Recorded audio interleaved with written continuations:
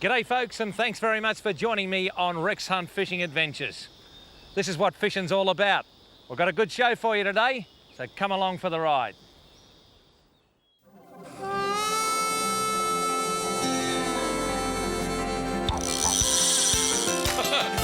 Look at that! The old bearded burbler, he's in his element. Threw it into his mouth. Unbelievable, mate. It's just like nature. It's what we're all about. I tell you what, This is just fantastic. Wagons, ho! Oh, Thank your mother for the rabbits. just when they think it's safe to come out, it's not an animal! Bang! I guess in the end, that's probably why we all go fishing.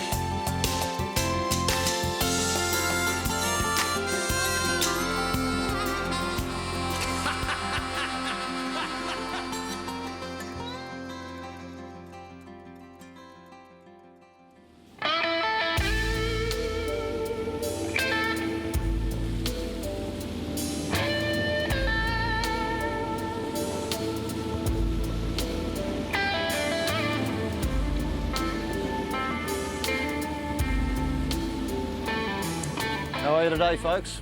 We've brought the great man up here to have a shot at some bream on lures. It's one of my favourite little estuaries. It's called the Bega River. It's not far from Bega, naturally enough. Now, you've got to work a bit in here. The bream don't leap out on the lures. You've got to cast in the right places, but I reckon the bearded burglar might just get a couple. It's actually the bearded burbler, you idiot. No, I thought if you found my bream, you might become the bearded burglar. Piscatorial burglar. It's just not a matter of coming down here, Bushy, and catching a fish. This is a specialist type of fishing we're doing today, and perhaps you might like to run it through the folks just what we're going to do. Well, it's pretty tricky. Bream are notorious for eating small lures. They're not a great big predator. They're only a fairly small fish on average, so they like small lures. Now, this is a little attack. Bream will eat a number of different lures, but I like these little attacks. They seem to work quite well for me. And because they're small, we really need an egg beater reel. The bait casters just require a bit too much weight on the lure to get them revolving. With a little egg beater, like this Stella, one of the new things that Dump's got out, they don't need the spool to spin. And we've got some little gel spun line there, that's 4-pound gel spun. With this little lure, I'll give it a flick out into the wind and we can cast our lures and they'll go where we want them to go. A couple of other tricks. If we get started, we need a little loop knot here so the lure will swing freely, some chemically sharpened hooks, and I reckon if we throw them in the right place, we could just catch a fish, Rexy. Is that a throw? That's a throw. That's his throw, folks. That means let's do it.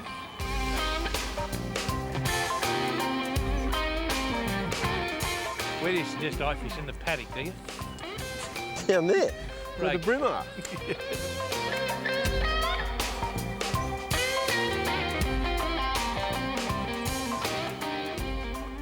It's a good snag there, Rexy.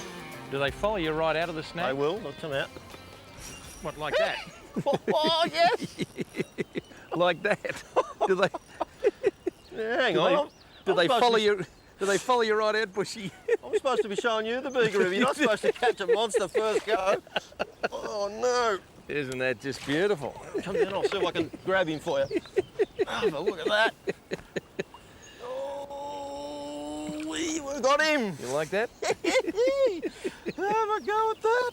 Tell you what, folks, that is a serious bream, but Bushy, that's not like the bream I get up at Narooma. They've got yellow fins, but that looks like, to me, like a Gippsland bream. Well, that's actually a Acanthopagrus butcheri, Rex.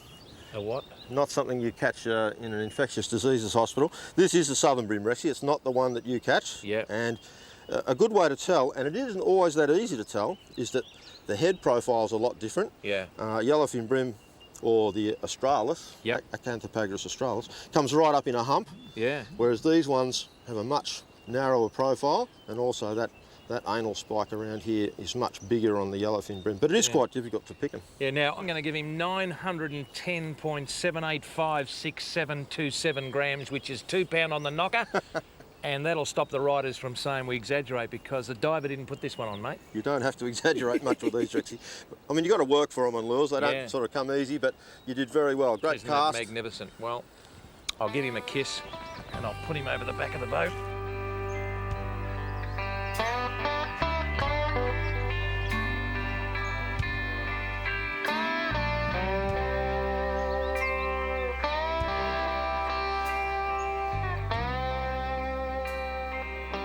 He's on it again. Oh, wee! Look at the size of that, Rexy. Oh, get over under the boat. Most important thing, folks, is don't panic. Don't panic. I find panicking is the best method, Rexy. What's with B this. plan? Don't panic. Panic again.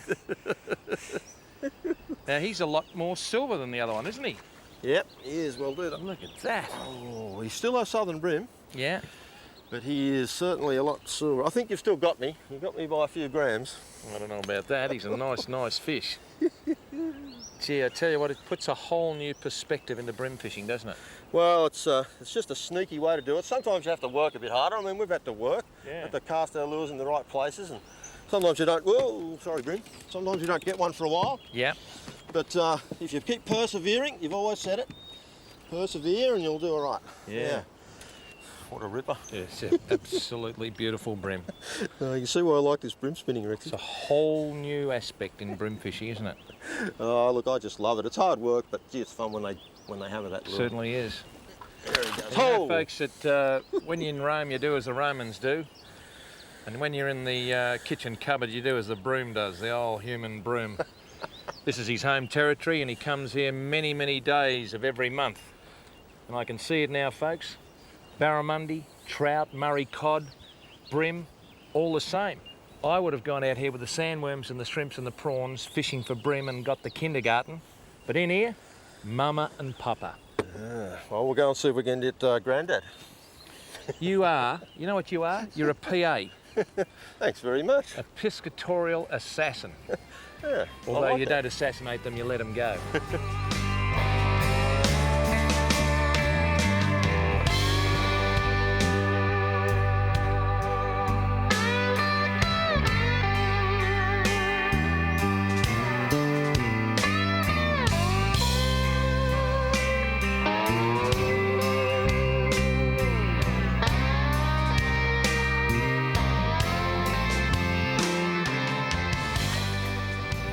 Did you get it again? Oh, I got a hit, yeah.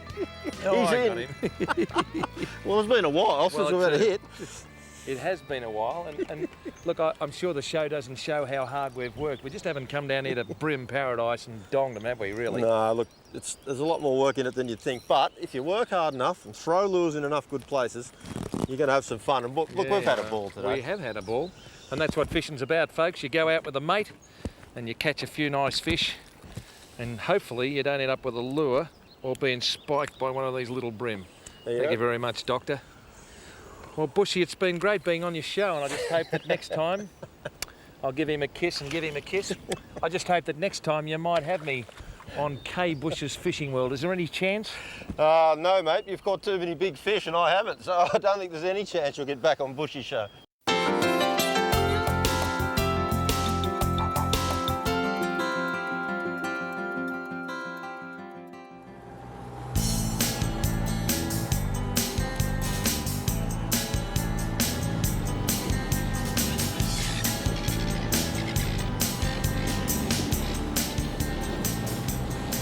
Not a bad sort of backdrop for a little fishing session here.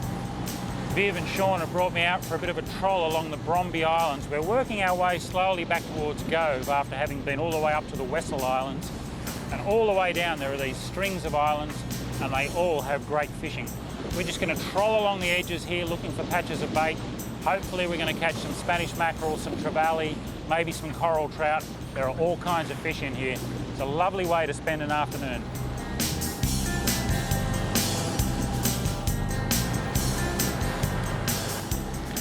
Little mackerel, Viv. I'll grab it for you. All right. Oh, How was quick that for a release. release? Nice little Spanish mackerel about that long, yeah. Mate, this is a pretty hot looking area. You must have caught some fish here in the past. Yeah, it's been pretty good lately. Just water's warming up a bit, and as you just saw before, the bait fish are getting a bit scared, so I reckon might be in for a bit of a turn on here in a couple of hours or an hour or two. Yeah, no, it looks like a great area. How long have you been fishing this area?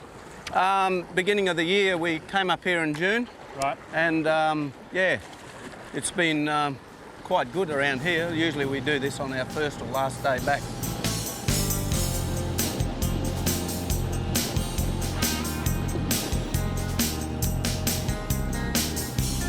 Good one. Yeah, you got him. Cool beauty. What do you reckon? He's running. 2 hits then. We saw some bait splashing around on the surface and bang, both of us got hit.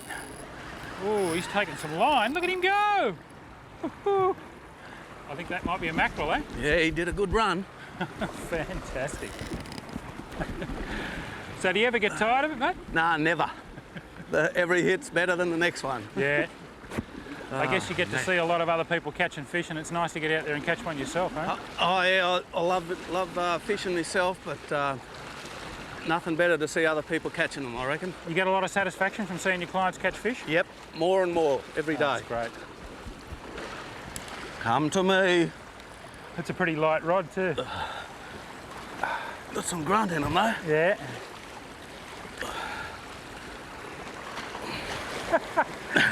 There's nothing tougher, is there, pound for pound, I don't think, than those GTs. I can feel him on something. Might be the transducer or something, isn't it? You might have to just poke the tip down there and clear it. Have to try and bring him back around if you can. Oh, he's gone. I think it was rocks he was on. Oh, okay. Found a bommy. You might still have the lure. Nah, Oh, I've still got him back again. Oh, he's around something. Now he's Nah, gone. gone there. Too good for us. Sometimes they are too good for you.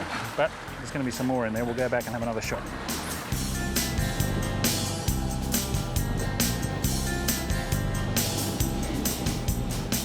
Got a little macko here, Steve. Yeah. Oh, yeah, he's all right. Yeah. You want to keep him for dinner or what? Yeah, I think the boys want to do something with him. All right. So. Lots of toothies on these. Yeah, oh, well, that's a start. Yep. First Spanish mackerel. Hopefully the first of many. First one for the day. Ooh, got to watch out for the pointy end on these. They've got sharp teeth. All the hooks hanging out of that lure are a little bit exciting too. I'm glad Viv's doing this. Hey, he's got him now. Look at those teeth. All right, mate, well, we'll hang on to him for dinner. Yeah. He's a little beauty. We'll see if we can get a bigger one. It's a start.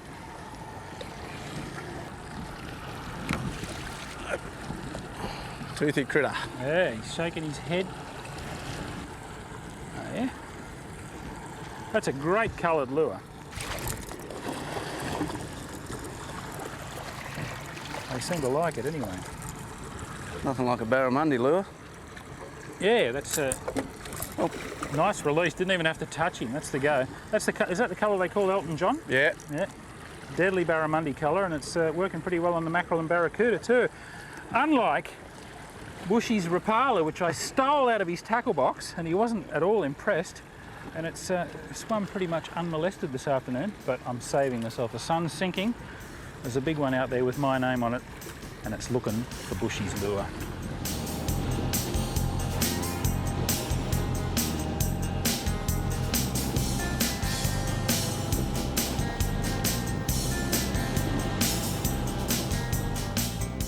Well, that's been a long time coming. I've been watching Viv catch fish.